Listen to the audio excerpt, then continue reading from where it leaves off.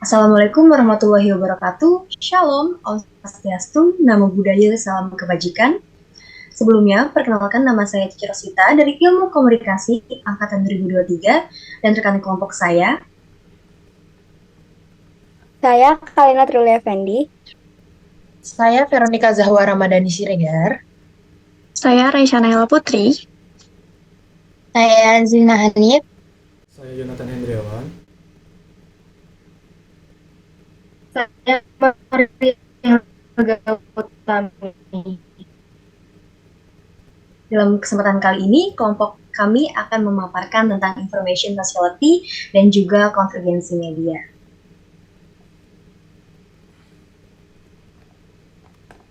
Sebelumnya, kita harus tahu dulu nih, information society itu apa. Jadi, menurut jurnal Florida Nirmasani Damanik, information society atau masyarakat informasi adalah suatu istilah yang digunakan untuk mendeskripsikan sebuah masyarakat dan ekonomi yang membuat kemungkinan terbaik dalam menggunakan informasi dan teknologi komunikasi baru.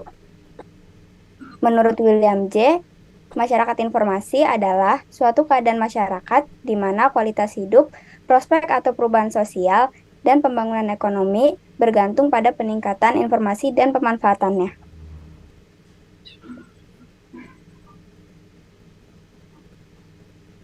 Kemudian juga ada ciri-ciri information society. Dikutip dari website UI, ciri-ciri masyarakat informasi adalah sebagai berikut. Yang pertama, informasi menjadi senjata yang strategis karena memiliki peran penting dalam keberhasilan persaingan organisasi dengan strategi yang mereka gunakan untuk bersaing. Kedua, pemilihan informasi menjadi dasar konflik antara pemerintah dan juga pengusaha. Tiga, informasi di zaman ini berbayar dan tidak ada yang gratis karena memerlukan biaya untuk diakses.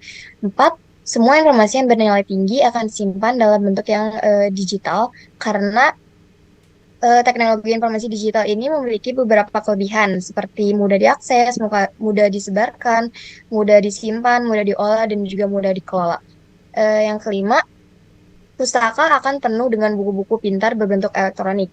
Pustaka dunia juga akan berbentuk elektronik karena buku elektronik atau yang sering kita sebut sebagai e-book ini memiliki beberapa kelebihan jika dibandingkan dengan buku cetak biasa. Salah satu kelebihannya adalah lebih praktis karena tidak membutuhkan ruang penyimpanan yang cukup besar dan juga pastinya mudah untuk dibawa kemana-mana nantinya. 7. Konsep diri manusia seperti privacy, security, dan kepemilikan akan berubah di era digital ini karena adanya perkembangan teknologi informasi yang semakin pesat nantinya. Kedelapan, pertukaran informasi akan menentukan batas-batas budaya dan juga wilayah karena dapat meningkatkan akses informasi, kesadaran global, kerjasama internasional, mengurangi ketidakadilan informasi, dan meningkatkan pluralisme budaya. Kesembilan, konflik akan terjadi antara pengguna dan pemanajemen sistem informasi karena adanya masalah etika, sosial, dan politik yang muncul akibat penggunaan sistem informasi. Selain itu, juga terkadang terjadi kesalahpahaman antara pengguna dan pelaksana teknologi informasi. Terakhir, atau yang ke-10, orang-orang yang menjadi spesialis informasi akan menjadi sangat berkuasa di era digital karena informasi menjadi aset yang strategis bagi setiap organisasi dan juga individu.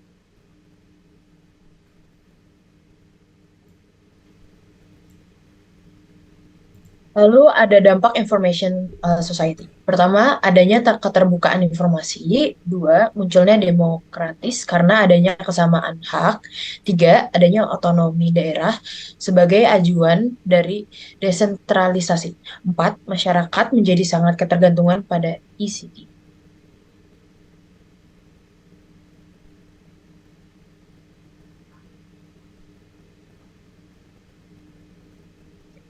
Di sini juga ada bukti kasus Information Society. Dengan memposting bahasa atau foto yang menyinggung di media sosial, orang dapat menghasut kebencian terhadap orang lain, terutama mereka yang memegang posisi tinggi di sektor publik. Hal ini terutama terjadi pada orang-orang yang bekerja untuk pemerintah atau institusi lain. Perilaku ini sangat berbahaya, terutama jika dikaitkan dengan eksistensi negara dan negara kesatuan Republik Indonesia. Orang menggunakan media sosial sebagai cara untuk mengkritik dan bahkan memprovokasi orang lain. Adanya teknologi mengubah cara kita belajar, bekerja, dan menghabiskan waktu luang.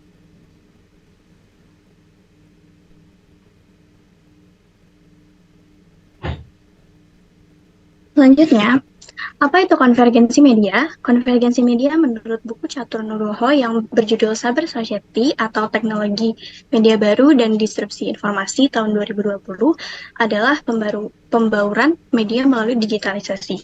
Konvergensi media adalah proses pembuatan dan penyebaran konten media yang bervariasi dengan menggunakan sumber daya dan infrastruktur teknologi untuk berbagai audiens. Jadi, konvergensi media ini mengacu pada proses di mana berbagai bentuk media seperti media cetak, televisi, radio, dan internet ini saling tumpang tindih dan semakin mengintegrasikan konten, teknologi, dan fungsinya itu sendiri.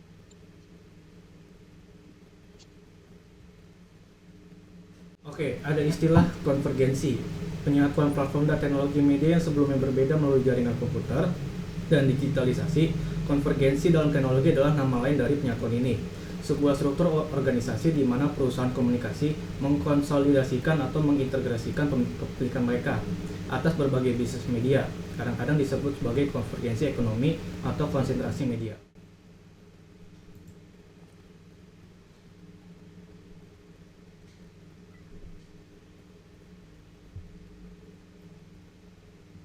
Berikutnya ada konsep konvergensi media.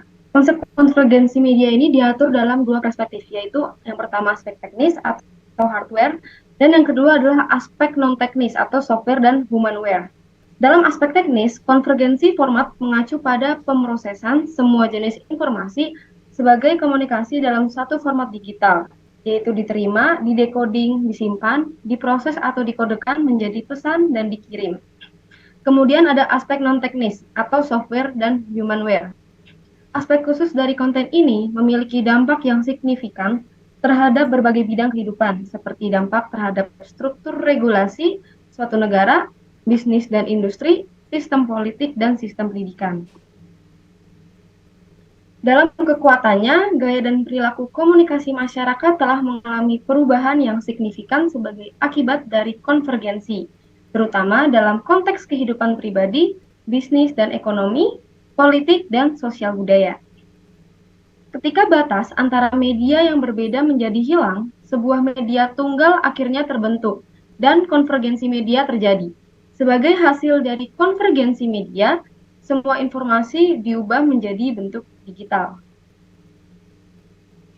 Selanjutnya, Bansi pada 2005 mengutip penelitian dari MIT atau Master in Information Technology bahwa terdapat pergeseran konstruksi konvergensi media yang terjadi pada tahun 1978 dan tahun 2000, di mana konvergensi media ini mengacu pada penggabungan berbagai bentuk media seperti cetak, televisi, media cetak, televisi, internet, dan juga lain-lainnya. Pada tahun 1978, konvergensi media ini sudah dimulai dengan perkembangan televisi kabel dan perkembangan awal komputer pribadi. Dan dilanjut pada tahun 2000, konvergensi media semakin jelas teman-teman. Internet menjadi platform yang penting juga di tahun ini, dan juga internet menjadi platform yang menggabungkan teks, gambar, audio, dan juga video dalam satu media, di mana dalam gambar yang kelompok kami tampilkan sebagai berikut ini, perubahan pada gambar di atas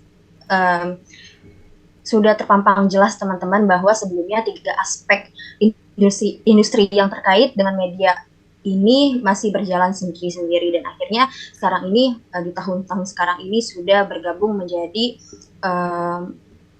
media yang bisa secara langsung begitu ya, seperti menggabungkan ada audionya, ada videonya, mungkin juga ada media penggabungnya seperti itu.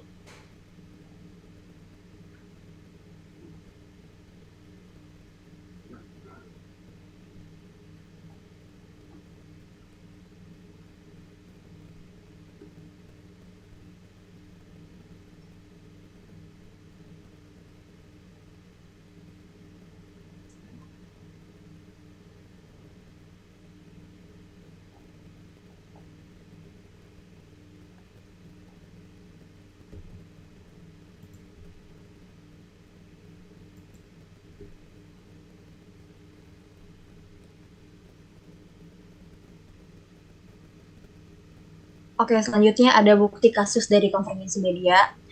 Koran adalah jenis media cetak pertama yang dihadirkan oleh Kompas. Namun manajemen Kompas meluncurkan portal berita seperti kompas.com, kanal YouTube Kompas TV, dan Kompas Paper.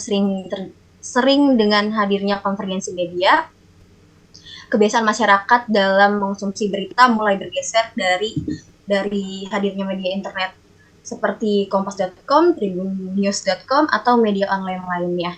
Dengan penggunaan teknologi, masyarakat dapat memperoleh informasi, membagikan kepada orang lain, dan bahkan membicarakan berita yang ada di media kepada orang lain, seperti itu.